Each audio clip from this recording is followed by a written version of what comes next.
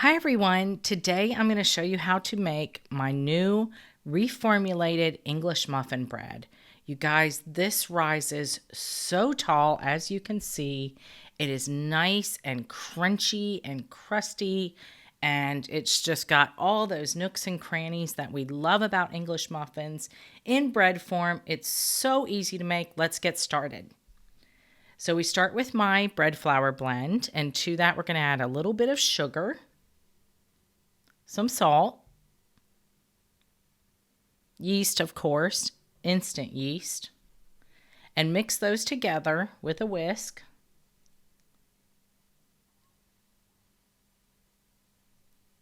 And then separately, we're going to combine the liquid ingredients, which consist of just whole milk. I haven't tried this with any other milk substitute, so I'm not sure if it works, but I would give it a go if you want to. Water and vegetable oil or canola oil or any neutral oil you'd like. And then just use a fork or a whisk to combine these. And I failed to mention that I kind of warm these up to about 95 degrees or so. We don't need them too hot, and you don't even need to do this. It just kind of kickstarts everything so that this bread doesn't take too long to make. So now we'll get it on the mixer with the paddle attachment because this is a real batter. It is batter-like consistency. It is a really thin batter consistency. You can also use a handheld mixer or even a Danish dough whisk. I'll leave a link for that below.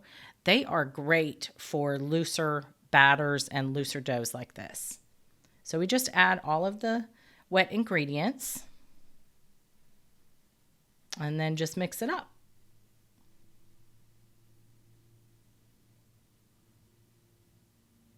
As always, as I say in every one of my videos, when you look for the recipe, you will find the link to the recipe in the description box below the video.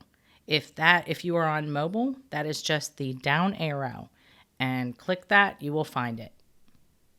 And you also find the link to my bread flour blend recipe. I don't currently sell it. I'm hoping to in the near future, but it takes a while.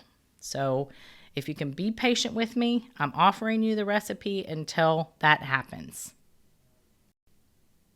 So now we'll just scrape it from the sides into a mound in the center. And then we'll just cover it. I like to cover mine with a shower cap if you have it, and let it proof for about an hour or so. And now I've lined my pan with cooking spray, nonstick spray, and then cornmeal. And that gives that crunchy crust that's so familiar with not just English muffin bread, but also English muffins.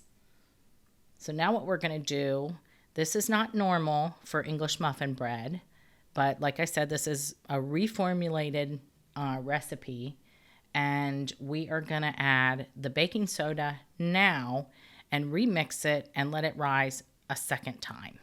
This is not the normal. Normally, baking soda is added to the beginning of making the bread dough.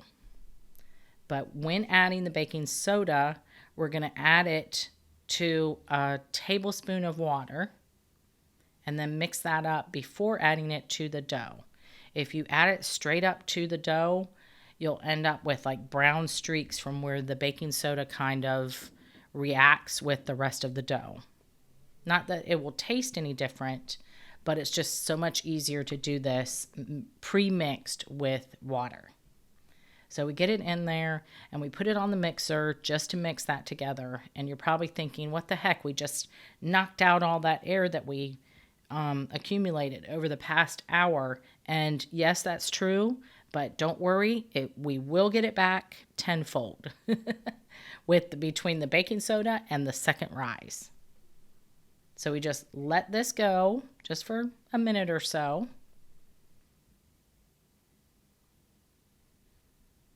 And then just scoop it into your prepared pan.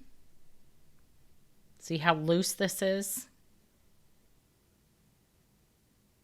And then what I like to do to get a smoother top is just dip my fingers in some cold water, and it helps for you to be able to spread the dough out a little bit without it sticking to your fingers.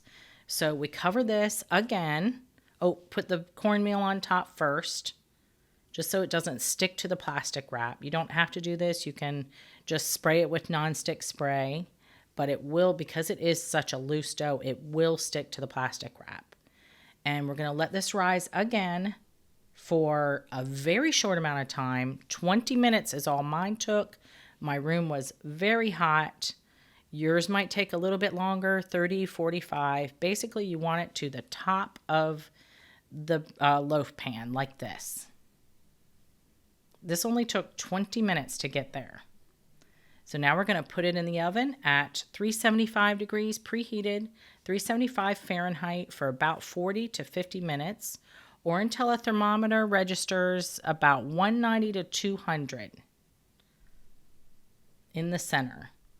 And then we leave it in the pan for a good 10 to 15 minutes and then remove it and put it on the rack, a wire rack, to cool completely before slicing into this, because this is a wet dough and bread. So if you try to slice it before it is completely cooled, you're going to have a gummy mess on your hands. And then somebody will be complaining to me that it was really gummy. And if you just let it cool for the length of time it needs to cool, you will be rewarded with this glorious loaf of crusty, crunchy nooks and cranny bread, toasted up. It is wonderful. It's like an English muffin, only in bread form. So simple, you guys. Enjoy.